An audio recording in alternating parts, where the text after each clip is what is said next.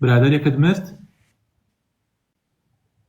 ئەرە وەڵی مامۆستا گولەی نایە سەر خۆی و نەیزانی مامۆستا بەس بۆ ڕەسم گرتن و شت نەیزانی پەنجەی پێوە ناو ڕێک تەقی بەسەریە مامۆستا.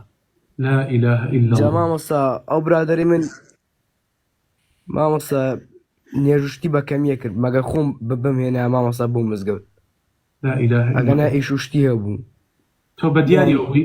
ناهات مامۆستا تۆ بە دیاریەوە بووی کە خۆی کوشت؟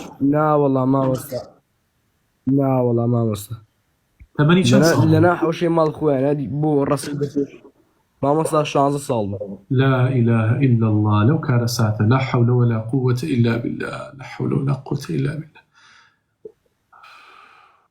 مامۆستا هەموو کەسی خۆشەویست بەخۆ معدل پێکەوت دایمە پێکەوت لا ڕۆژ حول. نەوە پێکەوە نەبین مامۆستا ئەو ڕۆژێکەوە ئەمر پێوە بمرێ نامەی ناردبووی دووەرە دەرەوە وەڵام مامۆستا نازانم چیکەم بەخۆ دەمانچەکەی خۆی بوو یا هی باوکی بوو؟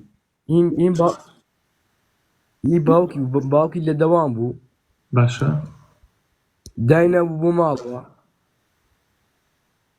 بۆ ماڵەوە ئەوەش لای ئەو بوو بۆ ڕەسم گرتن نەیزانی بوو دەمانچەکە کڵۆک بوو ڕێک تەقی بوو.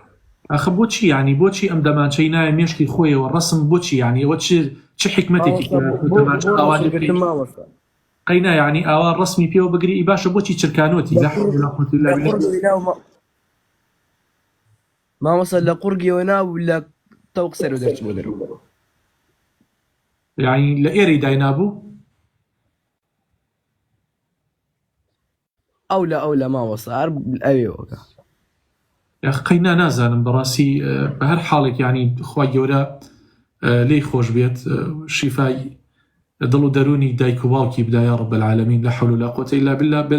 بەڵام من یەک نەسیحەتیە باوکان دایکان بە تایبەتی ئەو کەسانی کە لە ماڵەوە چەکیان هەیە تکاتان لێکم خۆی بەڕاستی ئەمە ئیشی حکومەتە، ئەمە ئیشی یعنی جیهەتی ئەمنیە، ئەمە کۆنتڕۆڵکە، ئەمە بنە بڕکات کاکە چەک دوژمنە بەڕاستی لە کۆنەوتیانە چەک دوژمنە.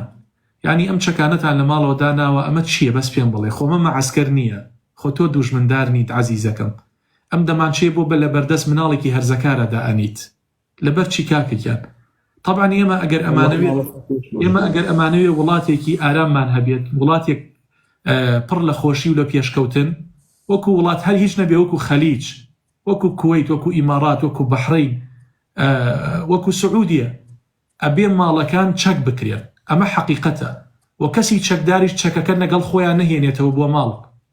یعنی نابێ ماڵ چەکی تیابێ بەڕاستی لە چەقۆی مشاری زیاتر نابێ لە ماڵەوە هەبێت. کارەساتە بەڕاستی.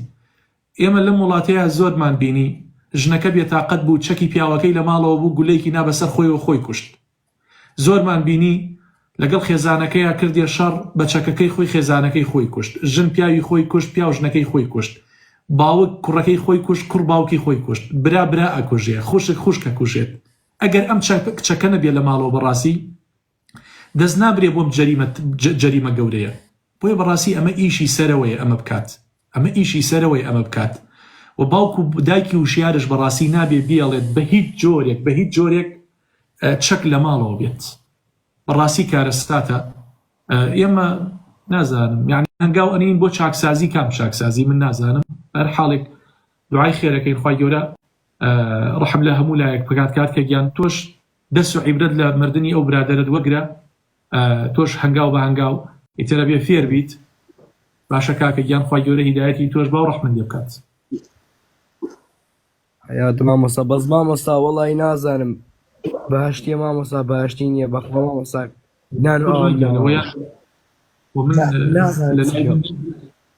لە لای من نییە براگیان خۆ لای خوای پەروەردگارە. بەڵامی تر خۆ کوشتن تاوانێکی زۆر گەورەیە، بەڵکو ئیشەڵا بەس لە دەستی دەرچوو بێت بە ئەنقەس خۆی نەکوشت بێت. ئەگەر لە دەستی دەرچوو بێت ئینشاءالله بە قەتڵ حیساب نییە. والعلم عند الله وحكمه إلى الله سبحانه وتعالى. خوای پەروەردگار لێی خۆش بێت. سەبوری خاو خێزانی شیبدا. سەلام عەلەیکم براکەم بەخێراتی سەرچاوە.